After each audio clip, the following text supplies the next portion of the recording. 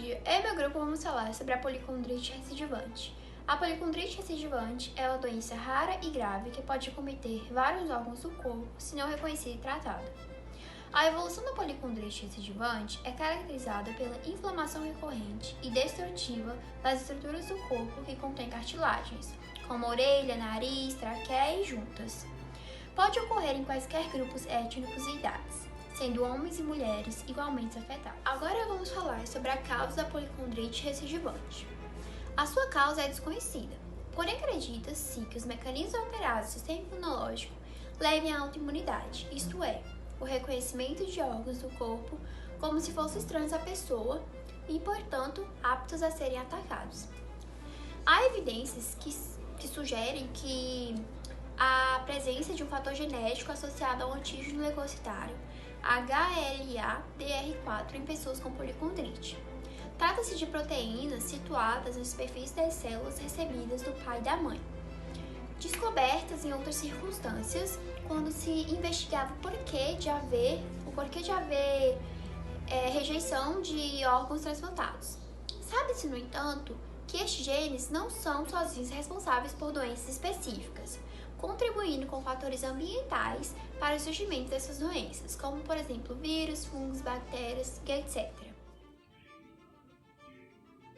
Agora nós vamos dar entrada aos sintomas da policondrite recidivante. Nós vamos ter o quê? Nós vamos ter a dor aguda que os pacientes vão sentir, eritemas, que são manchas vermelhas espalhadas pela pele, e endemas.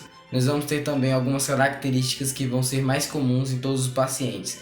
Lembrando que a policondrite ela é uma doença rara e isso faz com que ela se manifeste de maneira diferente em todos os pacientes.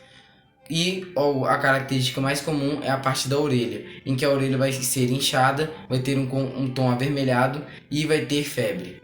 Nós vamos ter também a parte dos olhos da pessoa, do paciente, que vai ser algumas características parecidas com a conjuntivite. Vai ser um tom avermelhado e a pessoa vai ter alguma dificuldade na parte de visualizar. Nós vamos ter também o que?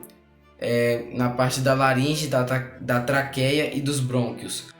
Por ser essa parte que fica mais localizada no tórax e no pulmão, essa parte se torna muito perigosa, pois a pessoa tendo dificuldade em respirar pode gerar um colapso em que ela acaba falecendo. Porém, é uma doença que em seus casos não leva muita morte, e isso é um benefício. E devido aos estudos terem avançado, isso torna ela muito mais controlada. Nós vamos ter também a parte do rim.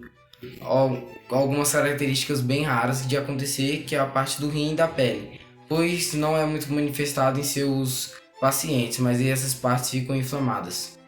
Bom, agora eu vou falar sobre como a policondrite recidivante ela é diagnosticada.